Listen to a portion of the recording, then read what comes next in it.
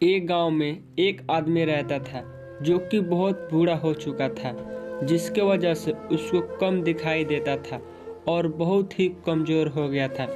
इसीलिए अपनी बची कुछ ज़िंदगी अपने बेटे के साथ बिता सके, इसीलिए शहर में रह रहे उसके बेटे के घर रहने के लिए चला गए। बेटा एक छोटे से शहर के मकान में रहता था। मकान तो बहुत छोटा था, लेकिन उसके अंदर जो चीज़ थी वो बहुत महंगी थी। उस मकान में बेटा और उसकी पत्नी और उनका एक 5 साल का बच्चा या छोटा सा परिवार एक साथ मिलकर रहते थे। बूढ़े पिता के आने से उनका परिवार का एक सदस्य और बढ़ गया।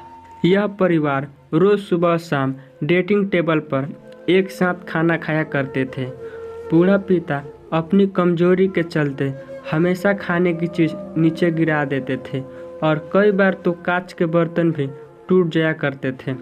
कुछ दिनों तक बहू और बेटे ने यह सब कुछ सहन किया और बाद में दोनों बूढ़े की ऐसी हरकतों से चिड़चिड़ाने लगे।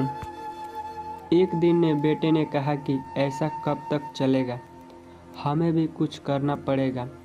उसकी पत्नी भी इस बात से सहमत हुई। अगले दिन ने बेटे ने कहीं से एक पुराना बेंच लेकर आया और घर के एक कोने में लगा दिया और अपने पिताजी से कहा कि आप यहीं पर बैठकर खाना खा लीजिएगा।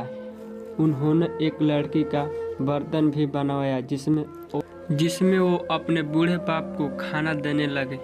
अपने कांच के कीमती बर्तन बचाने के लिए अपने पूरे परिवार को लड़की बर्तन में देने उन्हें जरा से भी शर्म नहीं आई। अब खाने का समय जब होता तो बूढ़ा बाप एक कोने में बैठकर खाता और बाकी के परिवार डेटिंग टेबल पर खाना खाए करता। डेटिंग टेबल पर बैठे बैठे दोनों पति पत्नी कभी कभी अपने बूढ़े बाप की तरफ देख लिया करते। बूढ़े बाप की आंखों में आंसू उन्हें आंसू भी नजर नहीं आते। अनपढ़ जैसा कोई अक्षर नहीं होता। बूढ़े बाप के पुत्र भी यह नज़ारा हमेशा देखता और वो अपने ही दुनिया में खोया रहता।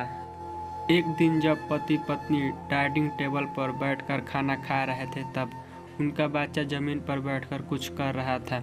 उन दोनों के बच्चे के हाथ में ये लकड़ी का टुकड़ा देखा, लेकिन उन्हें कुछ समझ में नहीं आया कि ये बच्चा लकड़ी के टुकड़े के साथ क्या कर रहा है।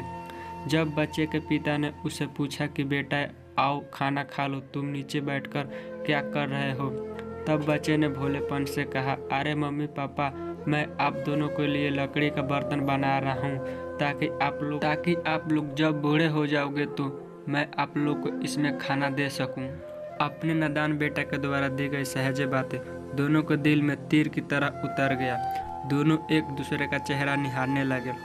बिना कुछ कहे ही दोनों की आंखों में पानी आ गया और उन्हें अपने भविष्य की किताब अपने आप को सामने खुलती हुई नजर आई।